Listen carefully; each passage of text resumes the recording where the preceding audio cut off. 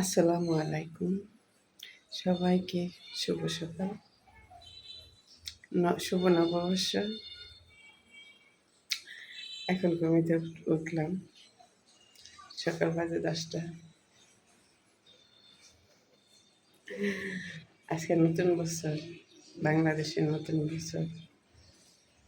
তো চলুন আমি কি করি সারাদিন সবটা আপনাদেরকে দেখাই। এখন আমি করব হাত মুখ দেবো, তারপরে আমি সকালে উঠে আমার ডায়াবেটিস ওষুধ নেই, তারপরে কালিজিরা খাই, মেথি খাই, রসুন খাই, খালি পেটে পানি খাই, তেঁতুলের শরবত খাই। এগুলা খাবো। সবাইকে শুভ নববর্ষ। সবাই ভালো থাকবেন।